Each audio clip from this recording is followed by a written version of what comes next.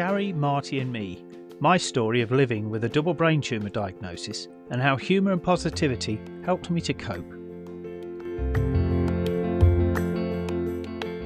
Episode 11. It's time to talk about God. Anyone who knows me well will be aware that I'm an atheist, but this has not always been the case. These days I try to understand life through the lens of science, but at one point in my life I was such a devout believer that I seriously considered becoming a priest and dedicating my life to God. I suppose that my journey into Christianity began as a small boy. We were not very religious as a family, but I know that my mum has always had her faith. Apart from weddings and funerals, I don't recall my dad ever going to church, but my sisters and I were sent to Sunday school to learn about God and Jesus.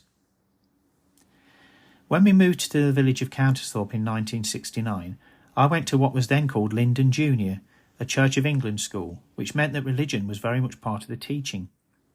Each day we would all sit cross-legged on the floor of the main hall and listen to Bible readings, and we would sing hymns with slightly dodgy lyrics about spreading our seeds and purple-headed mountains, although the double entendre was lost on me back then.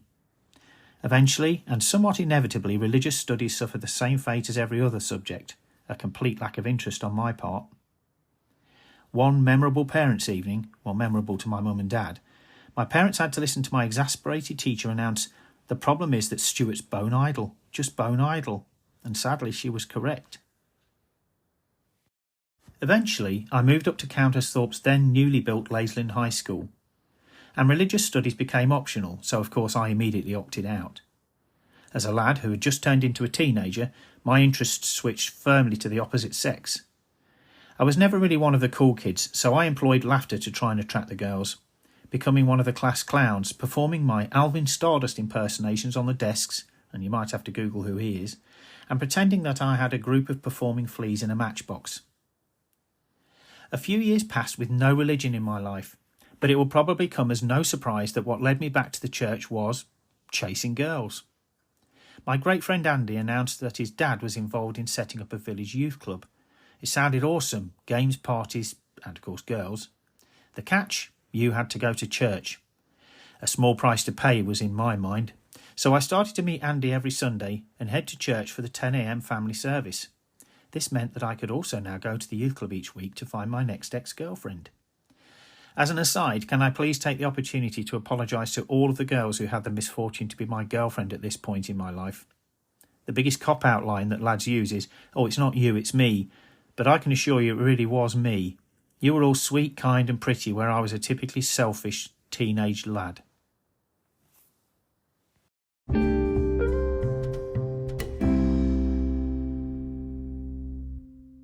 Eventually, after a few months of going to church, not only was I becoming increasingly involved in the church community, but I was finding myself drawn to the teachings of Jesus. I've never believed that the Bible was the literal word of God, as most of the events depicted and written about in the Bible supposedly happened decades before. Rather, I saw them as allegorical, a way of passing on the message of Christianity in an easy-to-understand way at a period in history where most of the world's population was illiterate. Regardless, these stories and the way Avica used them had a profound impact on me, and I wanted to know more. The opportunity to be confirmed came along, and I really enjoyed the classes that led up to my confirmation. The first time that I took Holy Communion was very moving. Around this time, I also started to become increasingly involved with working backstage at the Little Theatre in Leicester, in part due to passing my driving test. Through a combination of my church activities and the theatre, I was asked if I would be one of 2 follow-spot operators on a production of Joseph and His Amazing Technicolor Dreamcoat, which was to be performed inside Leicester Cathedral.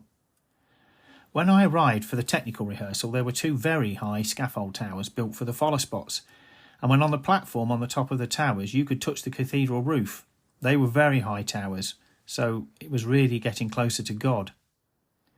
Mounted on each tower platform was an enormous Super Trooper follow spot, yes, like in the ABBA song, which had been hired for the show. For most of the show everything was fine, but when the Pharaoh character does his Elvis-style rock song, we were asked to wave the follow spots around like searchlights. You'll have to take my word for it when I tell you that a Super Trooper creates a lot of sway on a scaffold tower if you're dumb enough to wave it violently around, and I really felt like I had a guardian angel with me to stop it all crashing down. Oh, and I also got another ex-girlfriend while working on Joseph. My time was now split between the theatre and church. Maybe, on reflection, I should have allocated a little time for my O-levels as well. So I was a busy boy. I loved Countersthorpe St Andrews, which at the time still had its traditional pews, a lovely classic interior and Anglo-Saxon exterior. Our vicar was a lovely chap called Brian Davis, and he had an aptitude for engaging with young people and making the church relevant. I still remember the warm, comforting and happy feeling that I always experienced in that church. It had an amazing community, and some of the special events like Easter and Midnight Mass at Christmas were just fantastic. The feeling of belonging was very powerful, and I genuinely felt that God would dominate my life.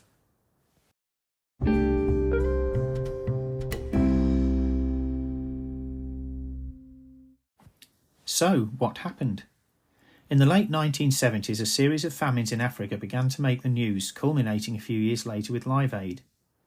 I watched with increasing sadness at the images of starving people, their spirits broken, cradling dead babies. They looked confused and frightened, trying to make sense of the horror. Aid agencies struggled to feed these people, whilst the leaders of these countries continued to live in luxury with the wealth stolen from their population. Being a Christian, I of course prayed for these people, prayed for them to get help and be saved. But as weeks turned into months, my prayers turned into questions. Why was God letting these innocent men, women and children suffer? Why was he allowing their greedy leaders to continue to thrive off of the misery of others? I asked questions, but I got no answers. Then one Sunday I was kneeling to pray, but I couldn't bring myself to close my eyes. I didn't pray, and worst of all, I felt spiritually dead inside. The church suddenly felt alien, and the words of our vicar felt hollow. I fought these feelings for a while, but eventually I knew that my faith was gone, and I never prayed again, not even when I thought I might die because of my brain tumours. I explained how I felt to my parents, who were saddened but understanding, and I switched my attention completely to the theatre and dropped out of church life entirely. I discovered later that our vicar had come to see my parents to see if I could be brought back into the church family, but eventually Mum and Dad were able to convince him that my decision was final. Like my father, apart from weddings, funerals and christenings, I didn't return to church life. Whilst I found frustration in the concept of an all-powerful God that would take no action to help people, I found comfort in the randomness of a science-based universe in which perfectly good people could be subjected to perfectly awful things for no greater reason than shit happens, and that life was cruel or kind completely at random. Facing mortality. I've come to realise that many people who find themselves in the same position as me, where you are faced with your mortality, either find God for the first time or return to their faith. This has not happened to me. I've put my faith and trust in medical science to get me through this. It might then come as a surprise that, unlike many of my fellow atheists, I do not get annoyed when people tell me that they are praying for me. If someone who genuinely believes in God cares enough about me to ask God to look after me and keep me safe, I see that as an act of love and deep friendship, and I get a lot of strength from this. So what about Jesus? So if I no longer believe in God, have I turned my back completely on Jesus? Well, no, actually. I no longer believe that he was the Son of God as portrayed in the Bible, but I do believe that he existed, or at least that he's based on a real person. I think he was a man who grew up to believe that it was his duty, his calling, to fight for social justice for the poor and the powerless. Like so many who have done the same in the centuries since, he fought so hard and with such passion that he became a threat to the wealthy and powerful and paid with his life. He was silenced, but became an inspiration to others to continue that fight. He died on that cross not for our sins but for justice, kindness and love, and in this regard his teachings are as relevant today as they ever were, if not more so. So without faith, how do you face death? If I don't believe in God and an afterlife or heaven, how do I look at the prospect of death? Mark Twain said, "I do not fear death. I had been dead for billions and billions of years before I was born, and had not suffered the slightest inconvenience from it." I'm right with you on this thought, Mark. I believe in the scientific explanation that all of the matter that exists in the universe was created in the Big Bang, and since matter can only be transformed and cannot be destroyed, we and everything around us are made from matter created in that event. The physical matter that is me existed before I did as a self-aware entity. I was unaware of anything before it all became me, and when I die I will go back to where I was before, unaware. I may cease to exist as a single entity, but all of the matter that I am made from will carry on, changed but still around.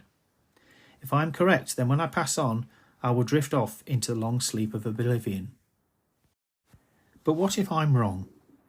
Well, if I'm wrong, then when I die, I will be reunited with all of my family and friends that went before me, and I will be happy because I will know that someday I will see all the friends and family that I've left behind, and that's not a bad way to lose an argument, is it? Not bad at all. Thanks for listening. Bye.